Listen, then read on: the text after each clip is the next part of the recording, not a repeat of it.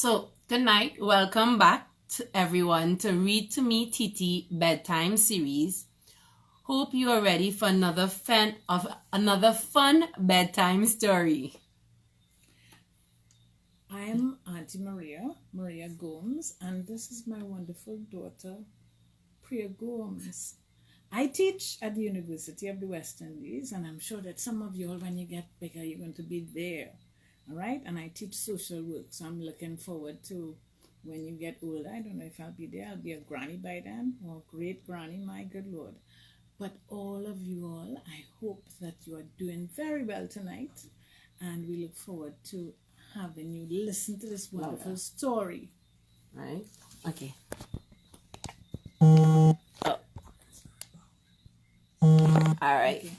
Well, I'm Auntie Priya, and I am an occupational therapist, and an occupational therapist pretty much works with anybody with an injury or disability. So if Granny isn't feeling too well, maybe she fell and broke her hip, then I will give Granny exercises to try and help her get better. So I pretty much work with adults and elderly, so grannies, your parents, and try to get them to improve their quality of life and do all of the fun things that we do on a day-to-day basis, right?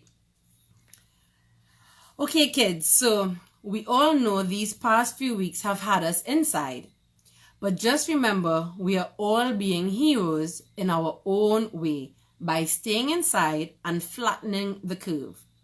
So tonight, we have a great story, well, two great stories from the book Salt and Roti, right? Auntie/mummy/granny, do you want to tell us a little bit about the book? So, Salt and Roti was written in 1984, I believe, by Dr. Ken Parmasad. He actually was one of my teachers when I was on campus as an undergrad. So I was a little younger than this lady here next to me, who is my daughter.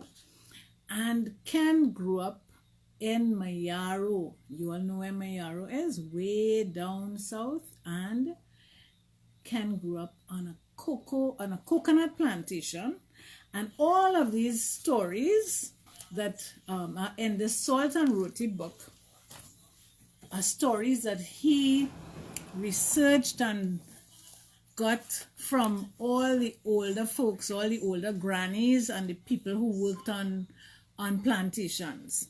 Okay, so I hope that you are going to enjoy tonight's story because it's the first time that we're reading from this book. So this is the book Salt and Roti, right?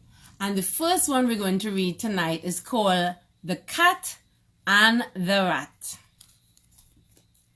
There once was a rat who was feeling very hungry. He glanced around his hole, but there was nothing for him to eat. He decided to leave his hole and go out in search of some food. He soon came to a shop, and peeping in, he said to himself, "I'm sure I'll find some good food in there." Without waiting any longer, he darted into the shop. He was so hungry that he ran through the shop without thinking of danger. He nibbled at this, he nibbled at that, and filled himself up. Then suddenly, a huge cat appeared. The cat jumped at the rat. The rat just managed to escape. Mr. Rat ran and ran and ran. If only he could get out of the shop, he would be able to get away from the cat. But poor Mr. Rat, while he was running out of the shop, he stumbled and fell into a barrel of rum. See, look at Mr. Rat and Mr. Cat. He fell into a barrel of rum. What would Mr. Rat do now? He tried and tried, but could not climb out of the barrel of rum. The cat had seen what had happened to the rat, so he went and perched himself quietly on the edge of the barrel. There he sat, patiently waiting for the rat to climb out. Mr. Cat was sure he would soon have a rat to eat for his dinner. Meanwhile, the rat realized that he could not get out of that barrel all by himself. And if he stayed too long in the barrel, he would certainly drown. Even at that very moment, rum was seeping into his nose and his ears. He tried very hard not to let any rum get into his mouth because he could not afford to get drunk. He had to keep a clear mind. If he did get drunk, he most certainly would not survive. Mr. Rat had to think of some plan that would get him out of the barrel alive. He thought and he thought. And finally he came up with a plan. Mr. Cat, he called out, talking very slowly and pretending that he was very drunk. Mr. Cat, can you hear me? You know, and I know, that I will soon be dead. This rum is killing me. If I don't get out of here, I shall drown. And if I do get out, there you are, just waiting to eat me up. How clever you are, said the cat, purring with contentment at the thought of a delicious rat dinner. Well, Mr. Cat, I can tell you one thing. You won't be able to eat me up if I drown in this rum. My body will sink to the bottom of the barrel if I drown. And you can't come down here to get me. The only way you will be able to eat me is if you help me get out of this barrel of rum. Now, since I am bound to die, wouldn't it be better if I don't drown? Won't it be better if you get me out so that you could eat me up instead? Just tell me what to do, the cat answered, anxious to get his paws on the rat. Mr. Cat perched on the edge of the barrel, waiting patiently. Simple, said the rat, who was now behaving as if he was completely drunk. Oh, so simple. Just bend down and take me out of this barrel. Please take me out before I sink to the bottom and die. All right, agreed the cat. Bending down, Mr. Cat took the rat out of the barrel of rum. But just as he was about to gobble him up, the rat shouted, Wait! Not yet. Don't eat me yet. You can't see how drunk I am? What do you think will happen to you if you eat me now? You will become drunk and so filled with rum that you yourself would hardly be able to continue living? Well, tell me, Mr. Rat, what should I do? Said the cat, who himself did not want to die. Very simple, said the rat. Just take me out in the yard and put me in the sun to dry out. As soon as I am dry, you could eat me up. The cat saw nothing wrong with the rat's suggestion. He believed that the rat was too drunk to be able to move properly on his own anyway. Besides, even if the rat could move, the cat was sure that he would be able to run faster than the rat. So the cat again did what the rat suggested. He took the rat out into the yard. There, he placed him on the ground under the blazing sun. Mr. Cat then sat near to the rat, waiting for him to dry out. But Mr. Cat had not realized what a sneaky fellow Mr. Rat was. He did not think that he had to keep his eyes fixed on Mr. Rat. He turned his head away for just 1 second, and in a flash, Mr. Rat was up and away, disappearing into a hole not too far away.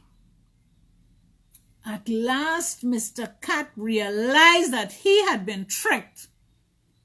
All he could do now was to place himself outside of the hole and hope that the rat would appear soon in order to keep his side of the bargain. After all, thought Mr. Cat, that rat did promise that I could eat him if I got him out of the barrel of rum. Mr. Cat waited and waited, but all in vain. He begged the rat to come out, but there was no sign of the rat. He reminded the rat of the agreement they had made, but the rat, chuckling inside the hole, shouted out to him, "Never trust the words of a drunk rat." And so, Mr. Cat was forced to give up his delicious dinner and left very disappointed. The end. Okay, kids, what did you all think of the cat and the rat? Any lessons to be learned? I feel I know this rat real name. What do you think is a lesson to learn from this story, kids? That's good advice from the rat. Well, yes, that's good advice from the rat. But in terms of the cat, Auntie, what do you think? Mommy, Granny, what do I call her? What do you think is a lesson that the children could learn?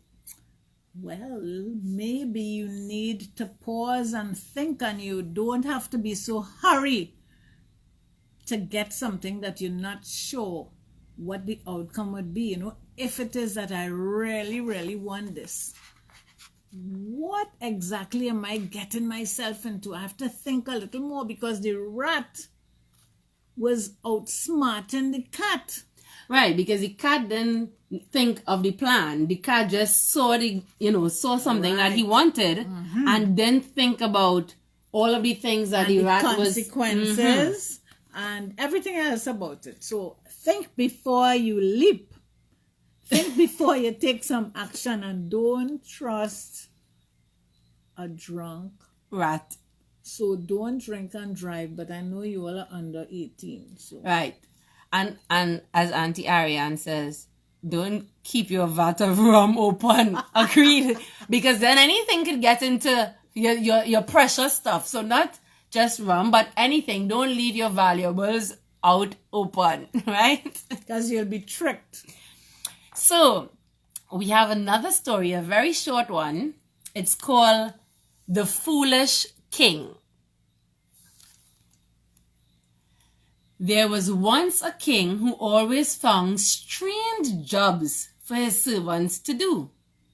One day, he called one of his servants and said to him, "You must get me half a jar of bull's milk." The servant could not believe what he had just heard. "My lord," he protested, "I cannot do what you ask. Bulls do not give milk." The king would not listen to the servant. "Do you dare to disobey my command? I am your king. You must do as I say." Very worried, the servant went home. He could neither eat nor sleep. His daughter saw how worried he was. She asked him what was troubling him. All he told her was that she could not solve the problem. She was, however, determined to find out why her father was so disturbed.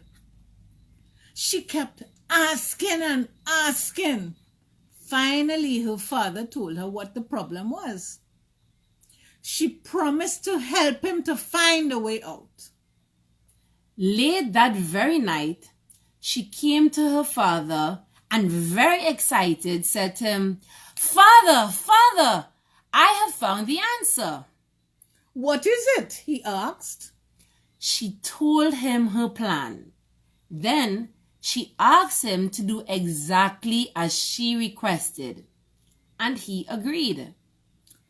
Early the next morning, the girl put some dirty clothes in her basket and carried them to the bank of the river, which was near to the palace.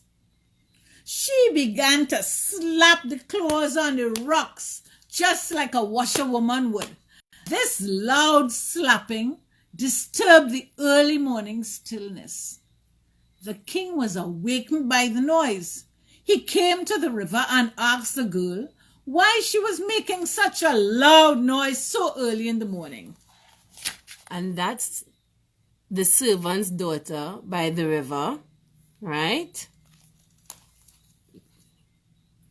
"O king," said the girl, "I am very sorry about the noise, but last night one of your male servants gave birth to a baby, and all of his clothes are dirty. I have come to wash them." "Why are you such a fool?" the king exclaimed. "A man cannot give birth to a baby." "What I tell you is the truth," insisted the girl. "Why don't you come with me and I'll show you?" "I have no time to waste with such foolishness," said the king angrily. "Just as a bull can't give milk, in like manner, a man can't give birth." Just then the girl's father happened to pass that way. Bowing before the king, he said, "You are right indeed, O wise king, for I have searched all over, but have found no bull that will give even one drop of milk." The king shook his head. He realized that he had made quite a fool of himself. All he could do now was to order his servant to return to his regular duties at the palace. The end. All right, so kids, what was that lesson learned from the foolish king? Let's see. Are these drawings PC? Yes. Yes, they are. So what do you think?